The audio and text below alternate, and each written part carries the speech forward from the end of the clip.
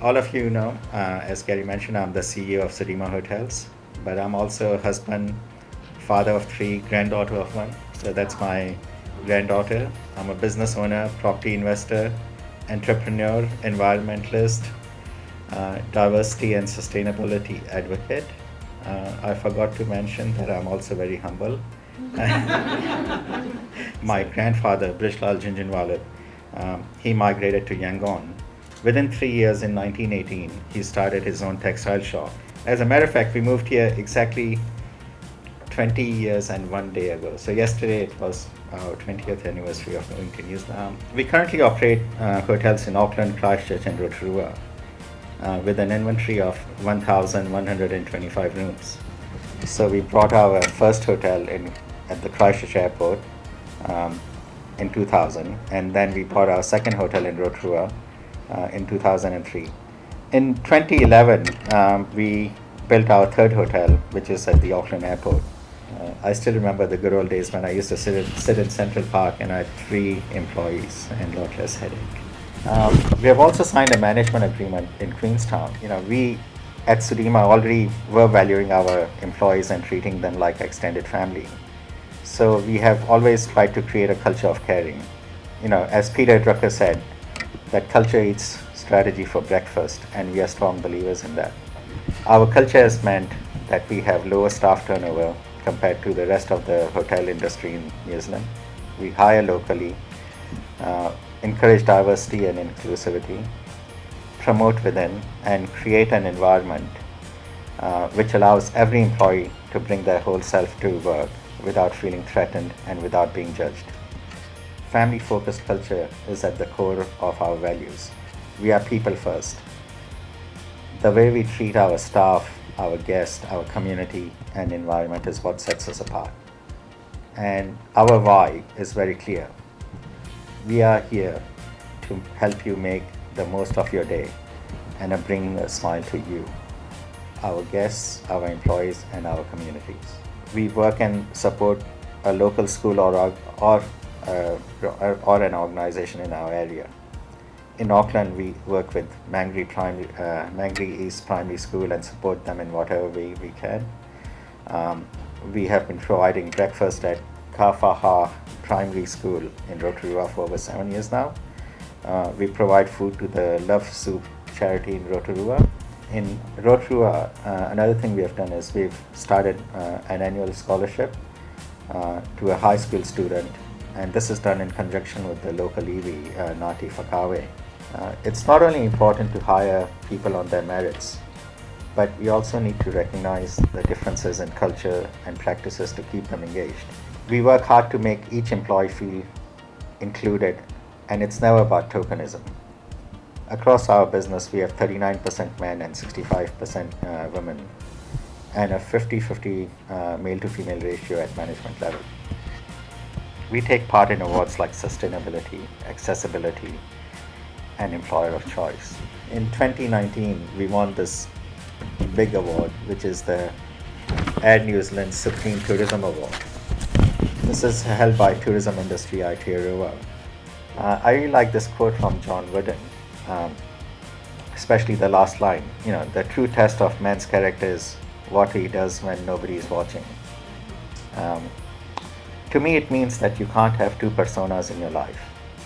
We have to behave same way in our public and our private life and be true to our values. When people around you see that conviction, they'll work with you to achieve your goals.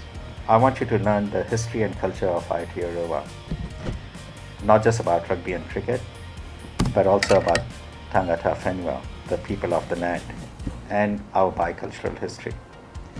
So no matter how crowded a space you are in, create a space and own your own space. Which brings me to my second learning, which is, when I moved here 20 years ago, my job was to stop the hemorrhaging of tenants from our property. I had no experience in property management, so I had to learn quickly. The biggest thing which is common in all businesses is ethics and honesty. I started meeting agents, listened to their issues, and I started solving them. So be clear and conduct your business ethically and with honesty. That's how you build a sustainable business which will last. It's something I learned from my dad, and he learned from his dad. I make sure I pay my bills on time, and I expect the same from my customers. As Jeff Bezos said, don't fear your competition, fear your customers, as they are the folks who have money. We have made customer experience another one of our big priority. So look after your customer. It's their experience which will keep bringing them back to you. Another thing I must warn you is that you can't use these learnings individually and expect good outcomes. So you can't give good customer experience, but conduct your business without ethics and wonder why you're failing. These are not learnings, but these are also my business ethos, and they have to be applied holistically to create a lasting and sustainable business. There's one last learning which I haven't written down, but this is something that's very personal to our family. Stay away from courts and lawsuits. I use good lawyers and do my paperwork. I'm not afraid to send out a legal notice, but when it comes to crunch, we've always settled. Even when we are right, we have settled. It's the single biggest waste of time, money, and resources, and there are no winners. When we built our Auckland Airport Hotel 10 years ago, we built it at the cost of $2,300 per square meter.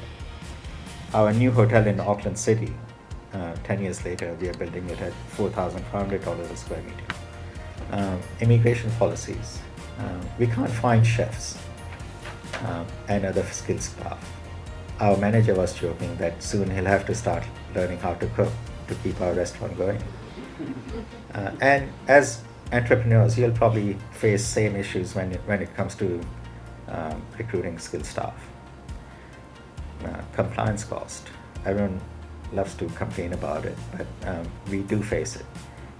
We have all experienced increased costs in running our businesses due to compliance cost. Will it make unfeasible to run a business someday?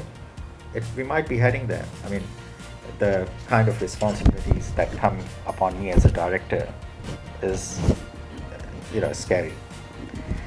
I told you that we are a family business, and I just wanted to show you the bigger picture.